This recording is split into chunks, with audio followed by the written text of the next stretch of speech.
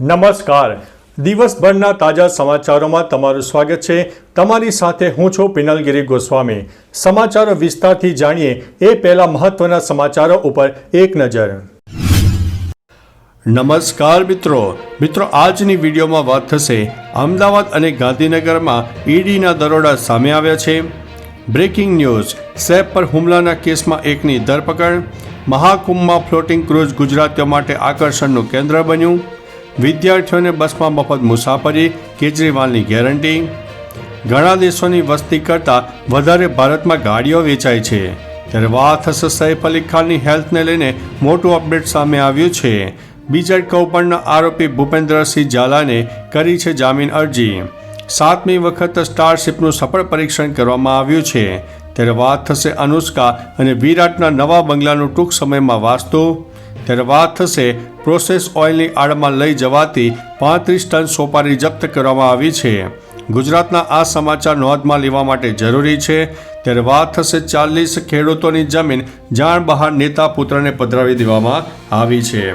હવે મિત્રો સમાચારો વિસ્તારથી. ગ્યાસપુર સ્થિત સુએઝ ફાર્મમાં 40 ખેડૂતોની 120 કરોડની જમીન ભાડાપટ્ટે ભાજપના પૂર્વ નેતા પ્રહલાદ પટેલના પુત્ર વિવેક પટેલને આપી દેવાની વાત સામે આવી છે. 1955માં ખેડૂત મંડળે જમીન ખેતી માટે આપી હતી, પરંતુ અત્યારે મંડળના પ્રમુખ મનીષ પટેલે ખેડૂતોને અંધારામાં રાખીને 57 વીઘા જમીન પાવર ઓફ એટર્ની મારફતે ભાડે આપી દીધી. આ મામલે ખેડૂતોને કોઈ જાણ ન હતી, જે મુદ્દો હવે સામે આવ્યો છે. મિત્રો, અન્ય મહત્વના સમાચારની વાત કરીએ તો ગુજરાતના આ સમાચાર નોંધમાં લેવા માટે જરૂરી છે.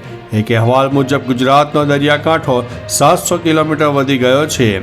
1600 કિલોમીટરથી વધીને તે હવે 2300 કિલોમીટર થયો છે.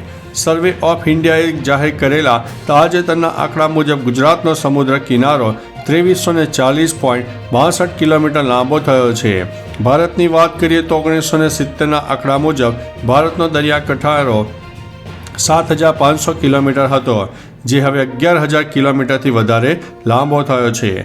ખાસ તો એ છે કે આ વખતે નવી ટેકનોલોજીની મદદથી દેશનો દરિયાકાંઠો માપવામાં આવ્યો છે.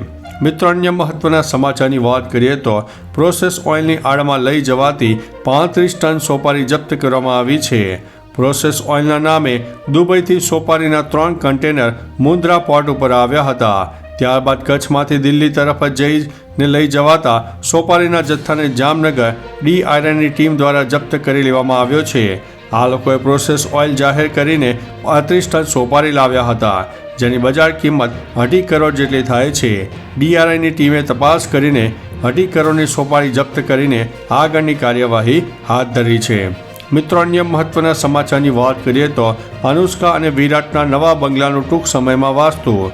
અનુષ્કા શર્મા અને વિરાટ કોહલી અલીબાગમાં નવા બંગલામાં ટૂંક સમયમાં જ ગૃહ પ્રવેશની વિધિ યોજે તેવી સંભાવના છે. એક વિડીયો વાયરલ થયો છે, જેમાં અનુષ્કા અને વિરાટનો અલીબાગવાળો નવો બંગલો જોવા મળી રહ્યો છે, જેને ગૃહ પ્રવેશ કરતા પહેલા ફૂલોથી સજાવવામાં આવ્યો છે.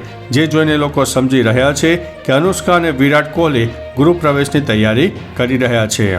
મિત્રો, અન્ય મહત્વના સમાચારની વાત કરીએ તો 7મી વખત સ્ટારશિપનું સફળ પરીક્ષણ. એલોન મસ્કની કંપની સ્પેસ એક્સે 7મી વખત વિશ્વના સૌથી ભારે રોકેટ સ્ટારશિપનું પરીક્ષણ કર્યું છે. આ સફળ પરીક્ષણ દરમિયાન ભારે બુસ્ટરને લોન્ચ પેડ ઉપર પાછું લાવવામાં આવ્યું. મિશન હેઠળ લોન્ચ કરાયેલા અવકાશયાન 6 રેપ્ટર એન્જિનથી સજ્જ છે, જ્યારે સુપર હેવી રોકેટ 33 રેપ્ટર એન્જિનથી સજ્જ છે. આ એન્જિન એટલા શક્તિશાળી છે કે તે 20 માળના રોકેટને સરળતાથી અવકાશમાં ધકેલી શકે છે. મિત્રો, અન્ય મહત્વના સમાચારની વાત કરીએ તો બીજેડ કૌભાંડના આરોપી ભૂપેન્દ્રસિંહ ઝાલાએ કરી છે જામીન અરજી. બીજેડ ગ્રુપ કૌભાંડનો આરોપી ભૂપેન્દ્રસિંહ ઝાલા ફરી એકવાર ચર્ચામાં આવ્યો છે. આરોપી ભૂપેન્દ્રસિંહ ઝાલાએ જામીન માટે કોર્ટના દરવાજા ખટખટાવ્યા છે. ભૂપેન્દ્રસિંહ ઝાલાએ પ્રિન્સિપાલ ડિસ્ટ્રિક્ટ એન્ડ સેશન જજની કોર્ટમાં જામીન માટે અરજી દાખલ કરી છે. આ જામીન અરજી ભૂપેન્દ્રસિંહ ઝાલા તરફથી એડવોકેટ વિરલ આર પંચાલ દ્વારા કરવામાં આવી છે. મિત્રો, અન્ય મહત્વના સમાચારની વાત કરીએ તો સૈફ અલી ખાનની હેલ્થ અપડેટ.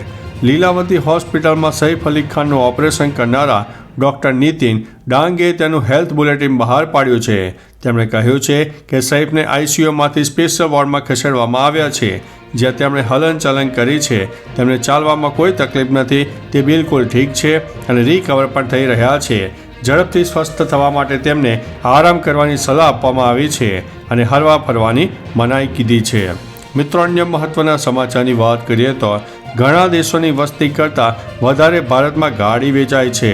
રાજધાની દિલ્હીના ભારત મંડપમ ખાતે ઇન્ડિયા મોબિલિટી ગ્લોબલ એક્સપો 2025ના ઉદ્ઘાટન પ્રસંગે પીએમ મોદીએ કહ્યું કે ભારતનો ઓટો ઉદ્યોગ છેલ્લા વર્ષમાં લગભગ 12%ના દરે વધ્યો છે. ઘણા દેશોમાં એટલી વસ્તી પણ નથી જેટલી દર વર્ષે ભારતમાં ગાડીઓ વેચાય છે. આ પહેલાં પીએમ મોદી એક્સપોના અલગ અલગ સ્ટોલની મુલાકાત લઈને ત્યાં હાજર લોકો સાથે પણ ચર્ચા કરી હતી. મિત્રો, અન્ય મહત્વના સમાચારની વાત કરીએ તો વિદ્યાર્થીઓને બસમાં મફત મુસાફરી, કેજરીવાલની ગેરંટી. દિલ્હી ચૂંટણીને લઈને અરવિંદ કેજરીવાલે વધુ એક વચન આપ્યું છે. મહિલાઓ પછી હવે તેમણે દિલ્હીના વિદ્યાર્થીઓને મફત બસ સેવા આપવાની જાહેરાત કરી છે. કેજરીવાલે પત્રકાર પરિષદમાં કહ્યું છે કે અમે વિદ્યાર્થીઓ માટે પરિવહન સુલભ બનાવવા માંગીએ છીએ.